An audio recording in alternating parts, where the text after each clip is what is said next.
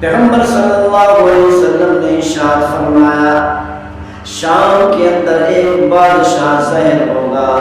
وہ بادشاہ جب سنے گا کہ امام مہدی علیہ السلام تشریف لا چکے ہیں، امام مہدی علیہ السلام ظاہر ہو چکے ہیں، اب امام مہدی علیہ السلام کی سرپرستی میں مسلمان کافروں کا مقابلہ کریں گے۔ جب ملک شام کا بادشاہ بڑا ظالم بادشاہ ہوگا، خالد بن یزید بن ابی سفیان کی اولاد میں سے ہوگا، اور اس کے پاؤں پر چیچک ہوں گے، بڑا بھاری بھرکم جسامت رکھے گا، اور اس کی آنکھوں کے اندر سفید نقطے ہوں گے،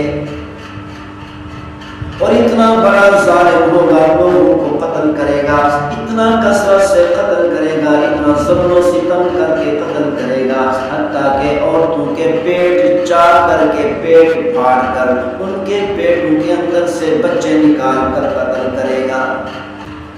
پیغمبر صلی اللہ علیہ وسلم نے امام مہدی علیہ السلام کی سخاوت کو بیان کرتے ہوئے فرمایا، ترمذی شریف کی روایت ہے، عن ابی سعید الخدری رضی اللہ عنہ قال عن النبی صلی اللہ علیہ وسلم، حضرت ابو سعید الخدری رضی اللہ تعالی عنہ سے روایت ہے، انہوں نے فرمایا کہ پیغمبر صلی اللہ علیہ وسلم سے یہ حدیث مبارک روایت کی گئی کہ پیغمبر صلی اللہ علیہ وسلم نے فی قصۃ المہدی، امام مہدی علیہ السلام کی سخاوت کا واقعہ بیان کرتے ہوئے ارشاد فرمایا، فَيَجِيءُ إِلَيْهِ الرَّجُلُ، ایک آدمی امام مہدی علیہ السلام کے پاس حاضر ہوگا، فَيَقُولُ يَا مَهْدِي أَعْطِنِي أَعْطِنِي أَعْطِنِي، وہ آدمی امام مہدی علیہ السلام کے پاس آ کر کہے گا، اے مہدی مجھے کچھ دو، مجھے کچھ دو۔ پیغمبر صلی اللہ علیہ وسلم نے ارشاد فرمایا، فَيَحْفِي لَهُ فِي ثَوْبِهِ مَا اسْتَطَاعَ أَن يَحْمِلَهُ، امام مہدی علیہ السلام درہم دنانیر اس کے کپڑے میں ڈالتے رہیں گے، ڈالتے رہیں گے، ڈالتے رہیں گے، اس کا کپڑا اتنا بھر جائے گا جتنا وہ اٹھا سکے گا۔ پیغمبر صلی اللہ علیہ وسلم نے اس حدیث شریف کے اندر یہ بھی بتا دیا کہ امام مہدی علیہ السلام جیسے عدل و انصاف سے زمین کو بھر دیں گے، ایسے ہی سخاوت سے بھی زمین کو بھر دیں گے۔ اس دھرتی کے اوپر، اس زمین کے اوپر فقر و فاقہ نظر نہیں آئے گا، کوئی فقیر نظر نہیں آئے گا، کوئی غربت میں پستا ہوا نظر نہیں آئے گا، کوئی غربت کی وجہ سے، فقر و فاقہ کی وجہ سے پریشان نظر نہیں آئے گا۔ اللہ تعالیٰ اس دھرتی سے، اس زمین سے غربت کا بھی خاتمہ کر دیں گے۔ تو پیغمبر صلی اللہ علیہ وسلم نے یہ واقعہ بیان کر کے قیامت تک آنے والی امت کو سمجھا دیا، او میری امت کے لوگوں، اس وقت تک اس زمین سے غربت کا خاتمہ نہیں ہو سکتا، فقر و فاقہ کا خاتمہ نہیں ہو سکتا، لوگوں کو فقر و فاقہ کی تنگی سے، بھوک کی تنگی سے نہیں بچایا جا سکتا جب تک کفریہ طاقتوں کو پاش پاش نہیں کرو گے، جب تک کفریہ طاقتوں کو پاش پاش کر کے ظلم و ستم کا خاتمہ نہیں کرو گے، اس وقت تک اس زمین کے اوپر سے فقر و فاقہ کو ختم کرنا نہیں ہو سکتا، ختم نہیں کیا جا سکتا۔ پیغمبر صلی اللہ علیہ وسلم نے ایک اور روایت میں حجر اسود اور مقام ابراہیم کے درمیان امام مہدی علیہ السلام کے ہاتھ پر بیعت کو بیان کرتے ہوئے فرمایا، عن ام سلمۃ رضی اللہ عنہا عن النبی صلی اللہ علیہ وسلم قال،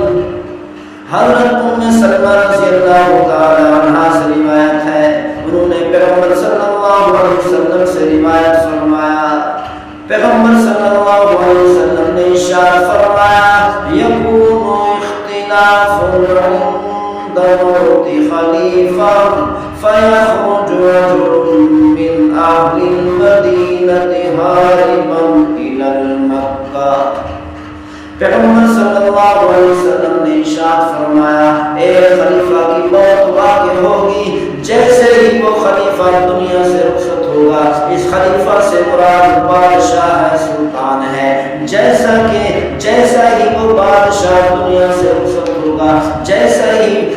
ہی اس بادشاہ پر موت واقع ہوگی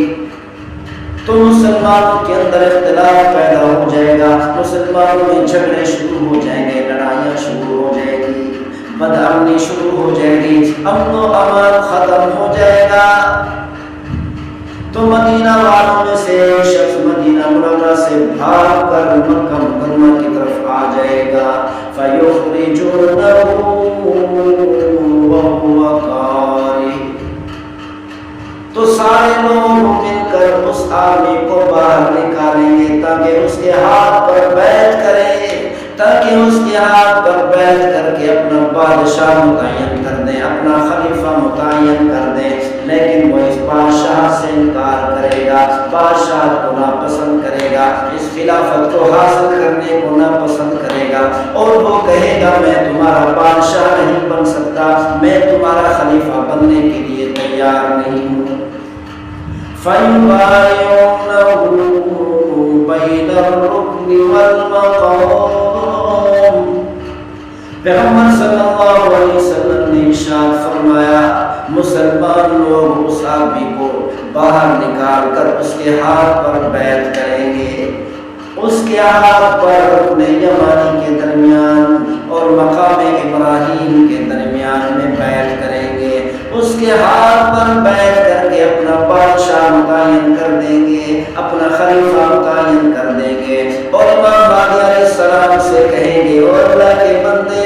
آپ ہمارے خلیفہ ہیں، آپ ہمارے بادشاہ ہیں، آپ کی سرپرستی میں ہم کافروں کا مقابلہ کریں گے جو ظلم و ستم مسلمانوں پر ڈھا رہے ہیں، اس ظلم و ستم کا خاتمہ کریں گے. اس وقت تک پیچھے نہیں آ سکتے جب تک اس دھرتی کے اوپر سے ظلم و ستم کا خاتمہ کر کے عدل و انصاف کو نہ قائم کر دیں.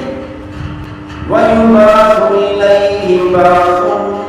الشَّوْمِ فَيُخْسَفُ بِهِمْ بِالْبَيْضَاءِ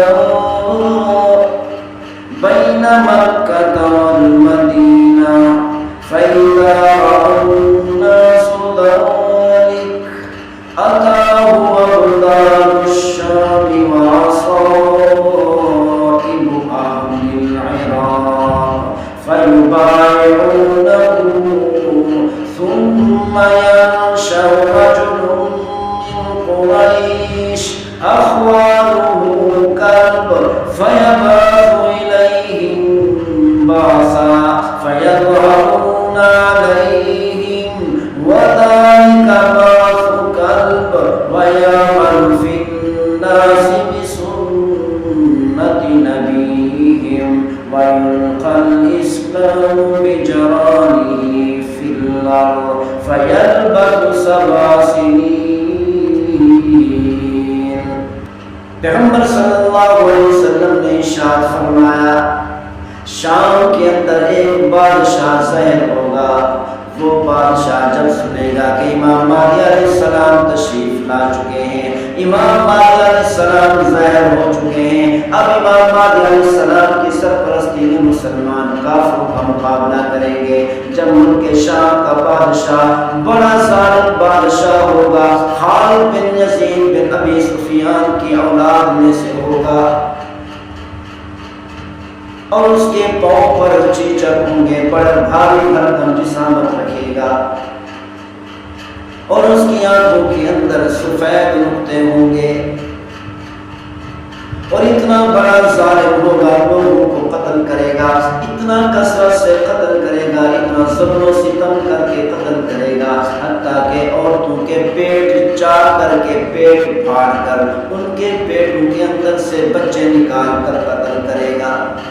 اتنا بڑا ظالم بادشاہ ہوگا، اتنا بڑا ظالم حاکم ہوگا. جب وہ سنے گا کہ امام مہدی علیہ السلام ظاہر ہو چکے ہیں، وہ ایک لشکر بھیجے گا امام مہدی علیہ السلام کو مسلمانوں کو ختم کرنے کے لیے. جب وہ لشکر یہاں پر پہنچے گا، امام مہدی علیہ السلام اور مسلمانوں کا مقابلہ کرے گا، اللہ تعالیٰ اس لشکر کو شکست دیں گے اور مسلمانوں کو فتح عطا